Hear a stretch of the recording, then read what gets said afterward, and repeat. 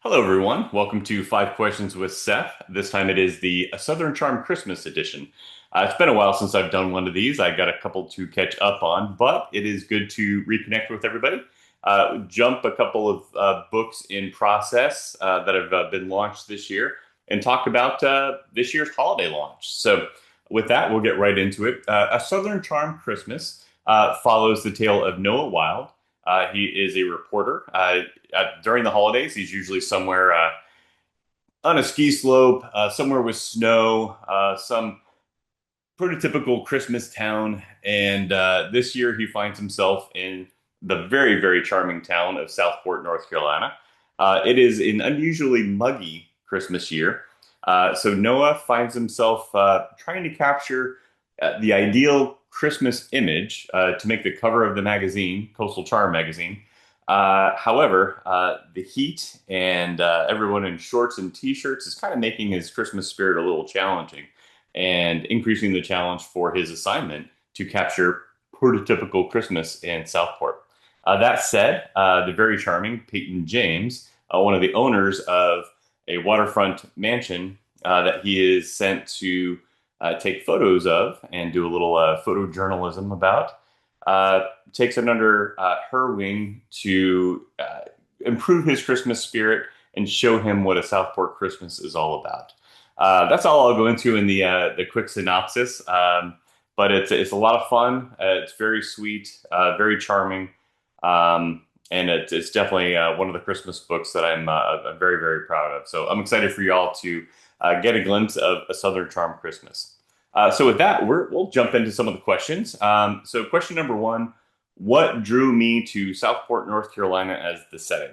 Well, Southport for me is a little bit like coming home. It's where I went to high school, middle school as well.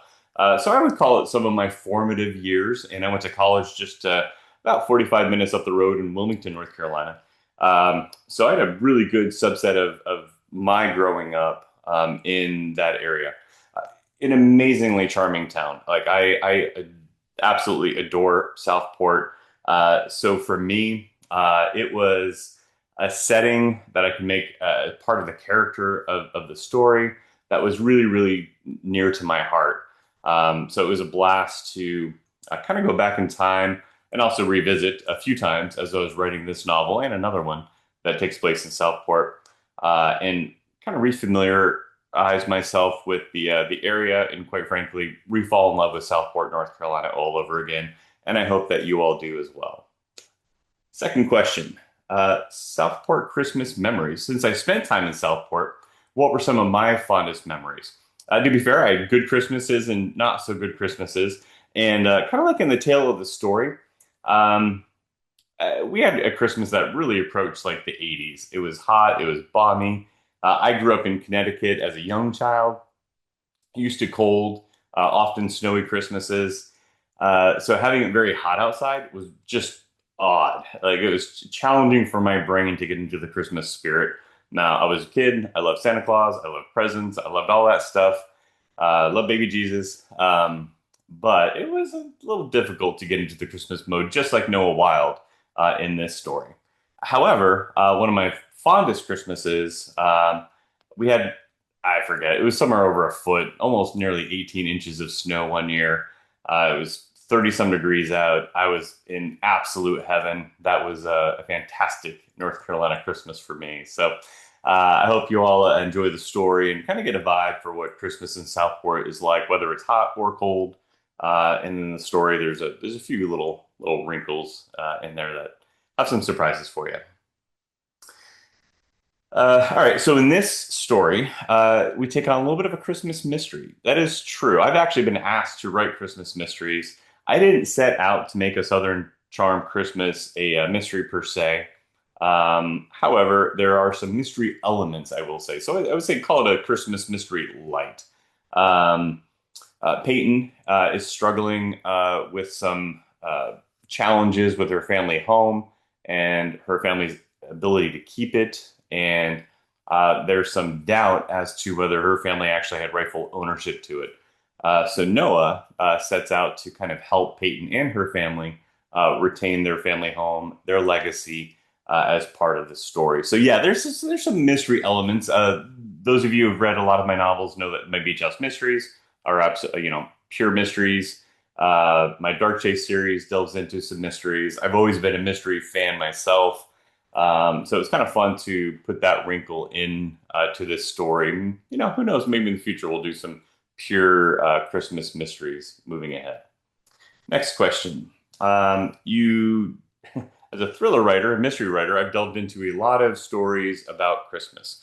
Where did your passion for Christmas come from? I love Christmas. One, it was the time where the family slowed life down and just spent time together.